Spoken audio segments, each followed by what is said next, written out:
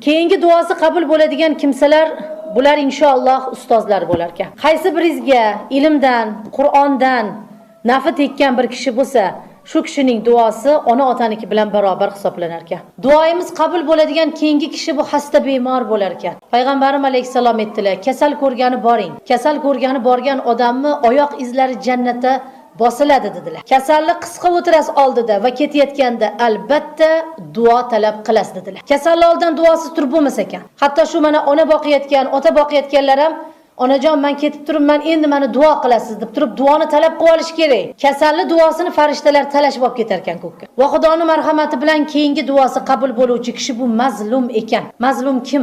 Mazlum degani zulm ko'rgan degan ma'noda tarjima qilinib, ko'zi yoshli inson borki, qalbi shikast odam borki, mazlum hisoblanar ekan. Mazlumning duosi shiddat bilan Alloh dargohiga ko'char ekan. Va payg'ambarim alayhisalom bir beva bo'lsa-ki, yetim boqayotgan, dori darmoniga yetkiza olmayotgan bir dardman bo'lsa-ki, chiroyli bir ihson berib turib, shuni haqqidan meni, ya'ni dardim bor, meni duo qiling desa, mazlumning duosini tezroq ko'tarilar ekan.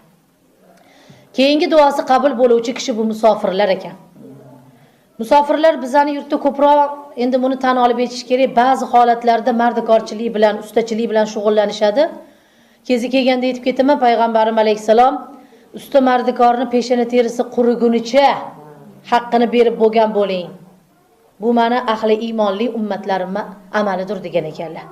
Shunaqa xonadonlarni ham ko'ramizki, hoji otalarning xonadonida, hoji onalarning xonadonida ishlab ketib haqqini oylab ololmayotgan musofirlar bor. Bularni duosi ham lahzali. Duoyi bati ham lahzali. Shuni ham ogohlantirib qo'yish kerak.